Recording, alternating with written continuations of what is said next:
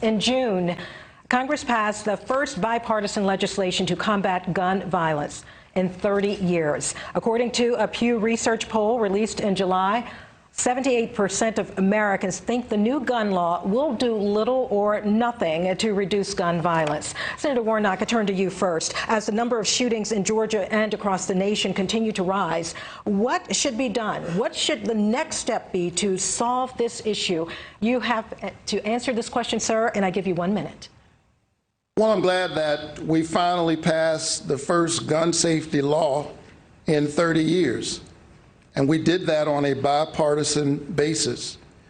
I believe that this law will indeed save lives, and I'd like to see us work and see what we can achieve beyond that on a bipartisan basis. My heart goes out when I see the kinds of tragedies that we're witnessing all across our state, all across our country, and it's the reason why I have passed legislation to support law enforcement. I passed the largest investment in the COPS program in a decade.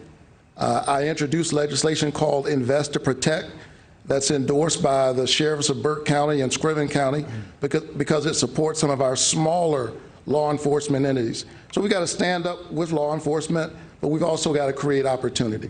Senator Warnock, thank you. Mr. Walker, we're posing the same question to you, sir. In 1 minute, what should the next step be to solve gun violence? Well, first of all, any law or bill passed that will affect anyone's Second Amendment, I'm not going to stand for and I won't support.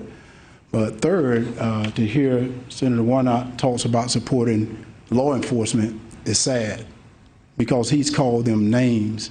And because of the name calling he's done, the morale is down, recruitment is down, only because of what he's done. He's empowered criminals to think they're better than the police. And because he believes in no cash bail, is releasing prisoners, he don't protect the border. Fentanyl is coming to this country and also into Atlanta. 70% of the drugs coming from the border goes to Atlanta, Georgia. And he talks about the police. I have more sheriff that has endorsed me than anyone running in Georgia right now. And I even have some sheriffs here, and they've endorsed me because they know I have their back, they're going to have my backs. So to listen to him say that after calling them name, I think is a disgrace. Mr. Walker, thank you. I have a follow-up now for both of you. I think I ought to be able to respond to that. I will give you the opportunity, 15 seconds to respond, Senator Warnock. We will see time and time again tonight, as we've already seen, that my opponent has a problem with the truth. And just because he said something doesn't mean it's true. I have supported our police officers. I've called them and I've prayed with their families, like those officers lost in Cobb County when they were killed, doing what police officers routinely do. You can support police officers, as I've done, through the COPS program, through the Invest to Protect program, while at the same time holding police officers, like all professions, accountable. One thing I have not done, I've never pretended to be a police officer, and I've never threatened a shootout with the police. Well, and now I have to respond to that. We are moving on, gentlemen. I have to respond to that. And you know what's so funny? I am with many police officers, and at the same time, Mr. Walker, Mr.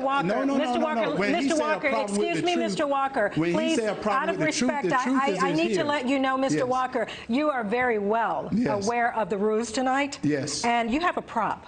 Yes. That is not allowed, sir. Yes. I ask you to put that prop away. Well, it's not a prop. This is real. And he said, I have a problem. I never worked with law enforcement. It is considered a prop, Mr. Walker. Yes. Excuse me, sir. Yes. You're very well aware of the rules, aren't you? Well, aren't you aware of the rules? He brought up the truth. Let's talk about the truth. Thank you for putting that prop away. And as a matter of fact, we still have a lot to get to, and we are not going to continue this. We're going to follow up with a question, and this is according to the CDC. Homicide is the leading cause of death for African American youth. Mr. Walker, in 30 seconds, why do you believe this is happening, and what would you do to stop it? Well, what I would do is hold people accountable, which is Senator Warnock not doing.